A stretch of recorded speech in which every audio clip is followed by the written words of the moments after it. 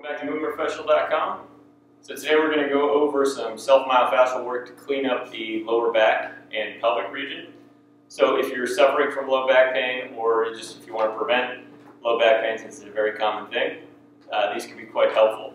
And to be clear, if you are in the midst of suffering from low back pain, there is no protocol remedy that makes low back pain better every time. You need to get assessed, and it has to be a very individual assessment process. So, if you're suffering from back pain and you haven't been checked out, go see a doctor, go see a physical therapist or a movement professional, have them work on you. This is some stuff you can look at it. It helps me do it preventatively. It's helped a lot of my patients, but again, on an individual basis, depending on their symptoms and depending on their condition.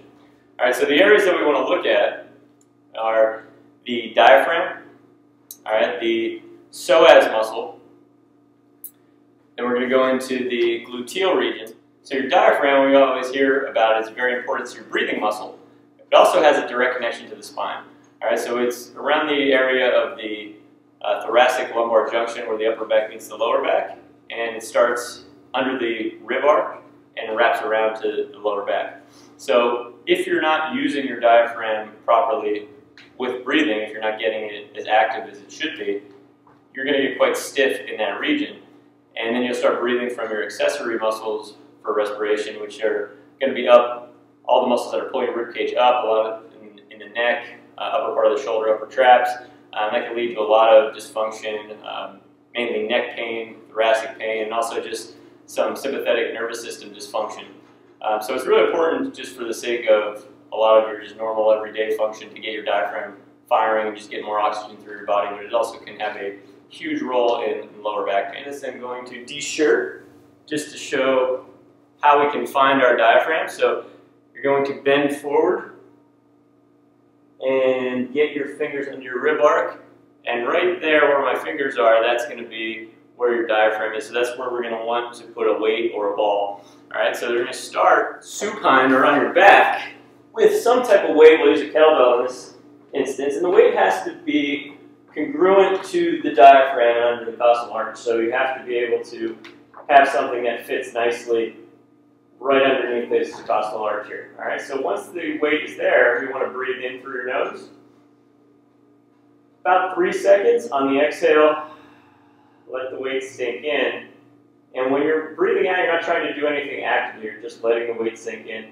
The exhale should be a passive recoil of the lungs of the diaphragm. All right, so try to make the exhale about twice as long as the inhale. So now in this case, when I breathe in, I'm facilitating the diaphragm. I'm turning it on, contracting it against resistance. On the exhale, I'm passively just letting the weight and gravity stretch or inhibit the diaphragm and just loosening up any tension around that area.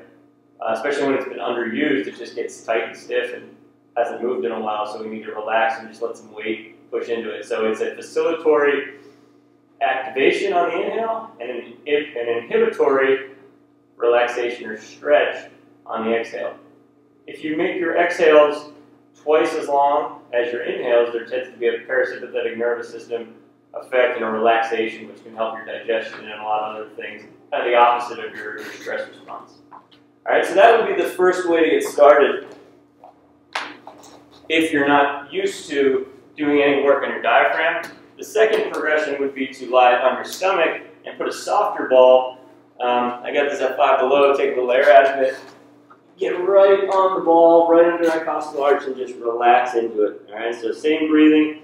I'm going to breathe in, push the ball out, 1, 2, 3, exhale. Let the ball sink in as deeply as possible.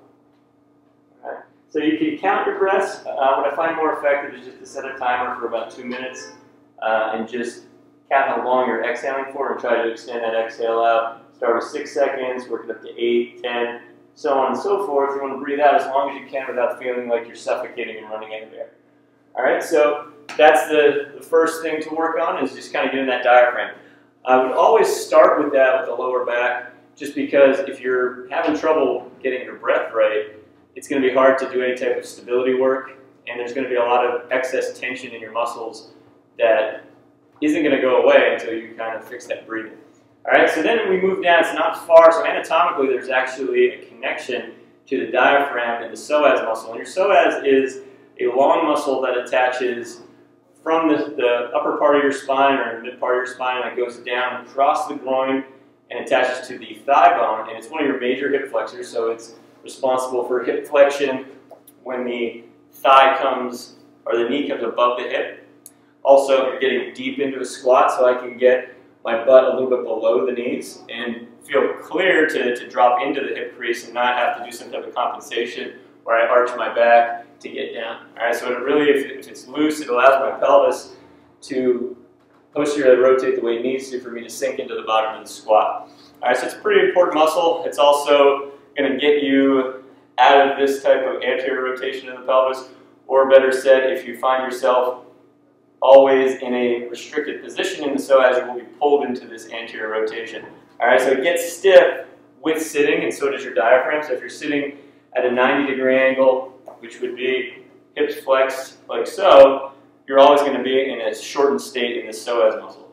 So we're going to take a ball like this. Now we're going to look at the hip bones here. So if I can dig in right on the inside of my hip bones and stick out, and then under this rib arc again, in between this, it makes a triangle of points here. This is called your ASIS, or anterior superior iliac spine, belly button, and right under this rib arc here. That's where I'm going to have the ball. All right, I want the leg I'm working on straight. The other leg is going to be frogged out. I'm looking away. And then I just want the ball to sink in deeply. All right, this is going to be quite uncomfortable if this is restricted. So you can start with a softer ball. This is the ball I'm used to working on. I've been doing this for a while. It's a little more aggressive, but you can start with something as soft as just a little kid's ball, something similar to what we use for the diaphragm, but just a little smaller, and just let it sink in. To make sure you're on the right spot, you try to lift your leg, and you should be able to do so, all right? Because this is hip extension, and it's blocking hip extension by putting pressure on this hip flexor. It's also preventing your back from extending to compensate for your lack of hip extension, all right? So again, breathe into this, let it sink in. You can do some hip extension movements, which adds a reciprocal inhibition type of property to the exercise. All right, about 2 minutes there, and then look at the other side. All right, the other area that we want to look at that attaches to the pelvis and the sacrum. Sacrum is the triangular bone down here. All right, and then just coming out in this region is obviously your gluteal region, which is not one muscle in particular. And to be clear, when we're working in the gut, we're really not working on only one structure. We're working on all the layering of structure of the abdominals and everything through there. We're just trying to get deep enough that we affect some of the structures, such as the diaphragm, such as the psoas, but we're always working through layers of tissue to get there. So the same thing is the case when we're working on the gluteals. You have several layers of tissue, the most superficial being the gluteus maximus, and then you get under there. The piriformis is a commonly used muscle, but also you have all your other external rotators, which aren't as commonly talked about, that get work done. So the way we do that is we take a ball and we lie on our backs, all right, and we're going to get into this kind of figure 4 open position. I'm going to peel my hip over, put the ball right in the buttock region, and then you want to play seek and find with the most tender spots, all right, and then we're just going to relax here. So this position in itself does a lot of good for just opening up the hips, opening up the pelvis. And then put your hands behind your head or drape, depending on how flexible your shoulders are. You just want to drape them up overhead. So you're opening up your whole torso and you're extending your thoracic spine, opening your shoulder girdle up a bit. And then you're just going to find that spot and sink into it.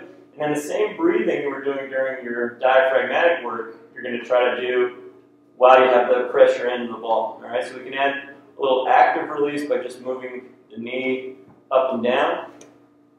But especially when you're trying to control pain, it tends to work well to just breathe into it and try to relax your whole body, get heavy onto the ball for about 2 minutes. The last area to work on would be the lumbar paraspinals and then also the quadratus lumborum, which is, again, if you're looking at the costal arch here and we wrap around to the back, you got your 12th rib, and then the back of the pelvis is the iliac crest.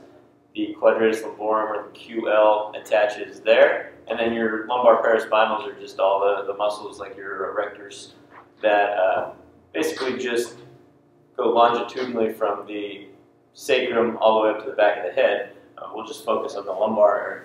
So the way to do this is you get a wall, bring your feet on the wall so you're in a flex position, bridge up, and then you're just going to seek and find some of these areas that are tight.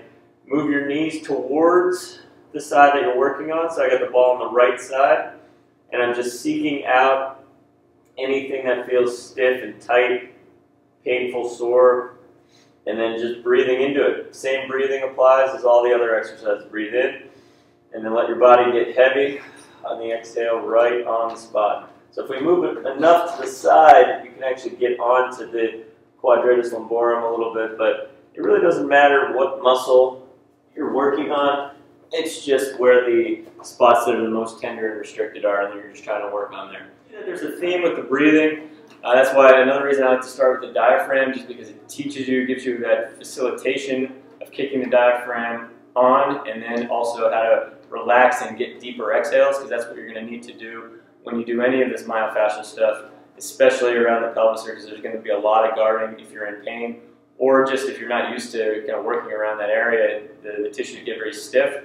But the closer you get to your spinal cord, the more of a protective mechanism there is from your muscles, which cause a guarding effect, and you want to just try to kind of relax into that so that those muscles aren't on a constant state of on, which can lead to a lot of pain and discomfort. All right, so those are the main areas to work on to clean up the pelvis and lumbar region. Let me know if you have any questions. See you next time.